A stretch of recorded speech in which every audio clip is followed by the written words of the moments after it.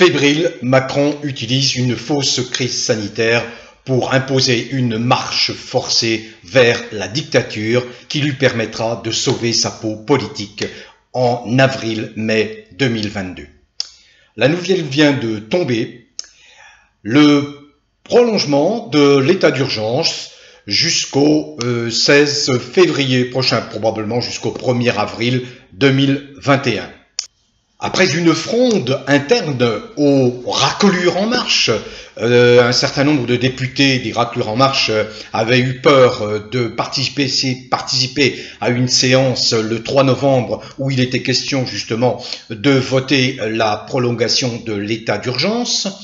Eh bien, le 7 novembre, c'est-à-dire hier, ils se sont trouvés au moins 154 députés à voter cette prolongation de l'état d'urgence sanitaire. Ils appellent ça état sanitaire, mais c'est pas un état d'urgence sanitaire, c'est un état d'urgence qui permet à Macron, le dictateur, d'imposer son régime totalitaire aux Français, que je trouve bien endormi pour la circonstance. Parce que, toute honte bue, j'écoute, je vois des vociférations, des vociférations au sein du personnel politique qui s'émeut. Je vois certains lancer des cris d'orfraie, mais qu'est-ce que c'est que ça de tous les bords politiques, hein. C'est une atteinte grave à la démocratie, des députés, des chefs de file, des gens de premier plan que l'on a coutume de voir sur les plateaux des médias, car ils y sont toujours conviés parce qu'ils servent de caution aux médias qui les utilisent afin de lustrer leur apparence démocratique, alors que les médias ne sont que des agences de propagande goebbelsienne au service du dictateur Macron. Non, ce qui vient de se passer à l'Assemblée nationale est gravissime. Gravissime. Toute honte bue, ce personnel politique continue quand même à marcher dans les pas du Macron qui leur impose le rythme, qui leur impose tout ce qu'il veut leur faire avaler, les sachant incapables de sortir de cette attitude coupable, légitimiste, c'est le légitimisme que je dénonce, hein, c'est-à-dire accepter d'appliquer des lois qui sont contraires à l'intérêt et au bien-être des citoyens. Or, vous avez parmi tous ces députés, je prends les députés d'opposition, hein, tous ces députés, eh bien, des gens qui sont pour la très grande majorité des légitimistes et qui acceptent l'instauration tacite, parce que ce n'est pas leur protestation, leur petite vocifération un jour qui nous fera croire le contraire, mais ils acceptent effectivement l'instauration d'un régime qui n'a plus rien à voir avec une démocratie, qui n'a même plus rien à voir avec un régime républicain respectueux des équilibres, respectueux de la citoyenneté, respectueux surtout de la parole du peuple. Donc on fait un grand pas, Macron fait un grand pas en avant pour sauver sa peau, sous prétexte d'une crise sanitaire qui, je le répète, n'existe pas. Hein, ça me fait doucement sourire. Hein. Je vois, moi, en France, un personnel politique qui se comporte comme des moutons dociles, qui obéissent, qui portent bien le masque pour surtout ne pas être pris en défaut, pour ne surtout pas avoir à supporter le reproche d'incivisme, mais c'est foutaise, fadaise, c'est de la rigolade. Macron vous balade par le bout du nez. Vous êtes plus attaché, en réalité, c'est l'image que vous donnez, vue d'ailleurs, à vos prébendes, à vos avantages de parlementaires, qu'au bien-être de vos électeurs. Et ça, le reproche, je l'adresse à tout le monde, sans exception. Encore une fois, il y a derrière cette loi abjecte de prolongation de l'état d'urgence, parce que état d'urgence pur, il n'y a rien à voir avec le sanitaire. Le sanitaire, c'est une affaire de soignants, ce n'est pas une affaire politique.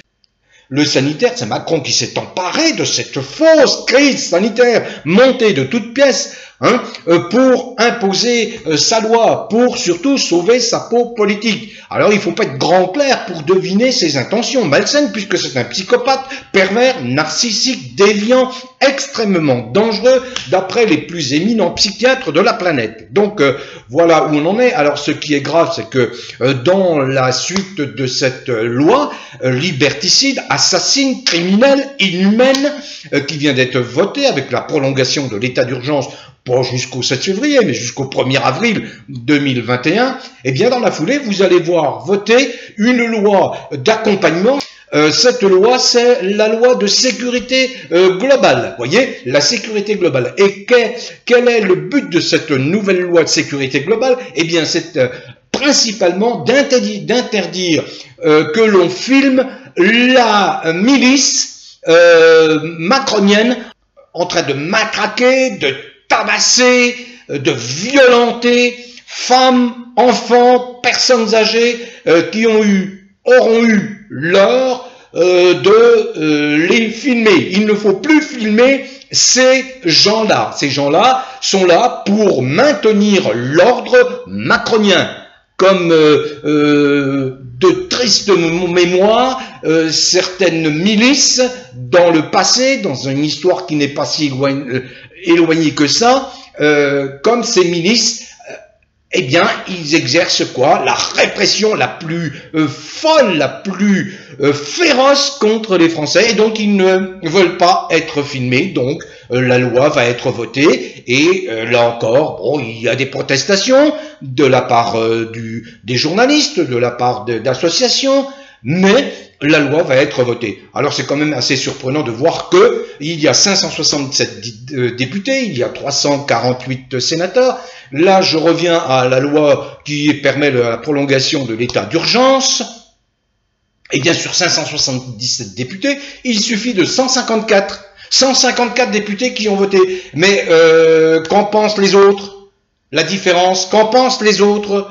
Les 400, un peu plus de 400 qui restent, n'ont-ils pas un avis? N'avons-nous pas envoyé dans la Chambre, à l'Assemblée nationale, 577 personnes qui devraient être toutes présentes au moment d'un vote aussi important, aussi crucial? Or, une loi aussi criminelle passe avec seulement 154 voix sur 577 députés que compte l'Assemblée nationale. Mais vous savez combien nous coûte un député? 25 000 € par mois, plus tous les avantages auxquels vous, les gens qui vivez avec 500 € et un SMIC et qui êtes dans les difficultés quotidiennes, et vous ne pourrez jamais rêver, avoir bénéficié d'autant d'avantages que ce député. Vous comprenez? C'est devenu une caste. Je l'ai déjà dénoncé, cette forme de parlementarisme.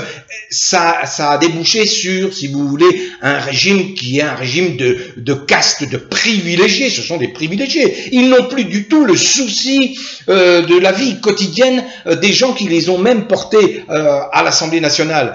Où sont les 400 députés qui n'étaient pas là pour participer au débat concernant cette prolongation de l'état d'urgence? L'état d'urgence, c'est un état de guerre contre les Français, parce que Macron a très peur, il est fébrile, il sait très bien, et ça les médias se gardent bien de vous l'annoncer, il sait très bien qu'il est détesté, il ne recueille aucun assentiment, aucun sentiment de sympathie à son égard, et maintenant y compris chez les gens qui l'ont soutenu. Mais vous imaginez que tout de même ce gouvernement, ces 44 ministres et secrétaires d'État, ces 574 conseillers, ça nous coûte combien? 185 millions par an.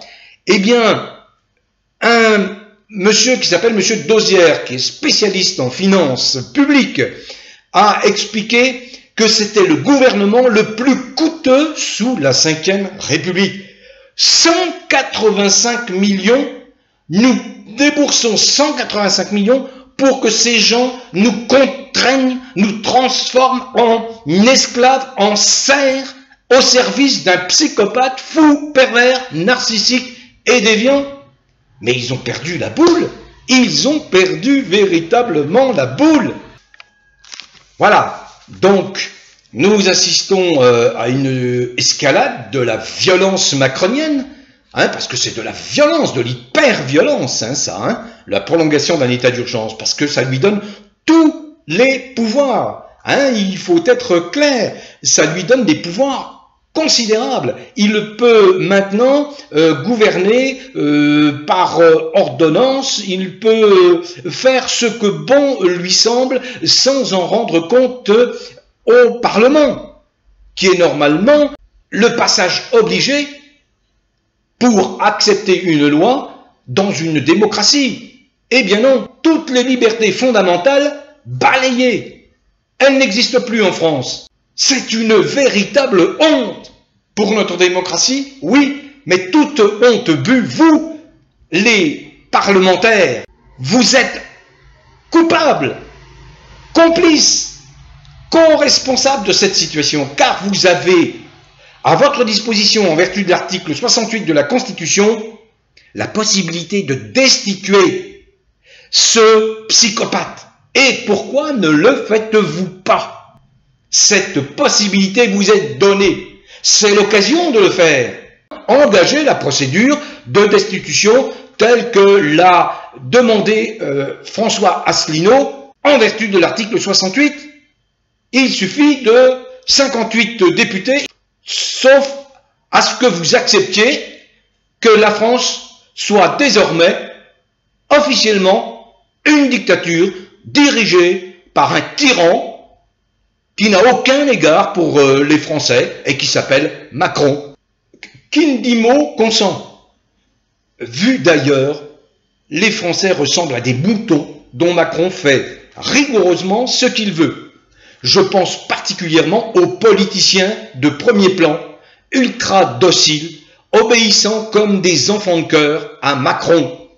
Macron a planté le décor pour les estourbir, pour les enfumer, et ils y croient. Décor qui les prive de toute capacité critique, de toute conscience sur la réalité, la vérité des faits, en dépit des avis des plus grandes sommités médicales, des plus grands professeurs, qui expliquent que non, il n'y a pas de crise sanitaire, pas plus qu'avant, pas plus que les années précédentes. Mais non, les politiciens de tous bords emboîtent le pas de Macron. On veut surtout pas être incivique, on veut surtout être légitimiste. On a effectivement l'écharpe bleu-blanc-rouge, on se pense à la hauteur de cette écharpe bleu-blanc-rouge, en se comportant comme des élus nationaux, mais obéissant aux règles, aux institutions, aux lois, y compris aux lois assassines. Macron fera voter demain une loi autorisant les internements de tous les opposants, de tous les journalistes qui lui déplaisent. Eh bien, le personnel politique emboîtera le pas de Macron, sous prétexte qu'il faut respecter les institutions, qu'il faut être légitimiste. Bon vent néanmoins à tous les vrais Français. Quelles que soient vos origines, quelle que soit la couleur de votre peau, quelles que soient vos croyances religieuses, quelles que soient vos opinions politiques, dès lors que vous êtes pénétré de bienveillance, de tolérance, de compréhension, de compassion, dès lors que vous êtes altruiste, humaniste, dès lors que vous respectez les bonnes lois de notre pays, comme la laïcité par exemple, cultivez le bien-être qui est gage de bonne santé, à tous égards. Bon vent, où que vous soyez, en France métropolitaine, en Navarre, dans les merveilleux pays, territoires et départements d'outre-mer et à l'étranger. Bon vent à tous.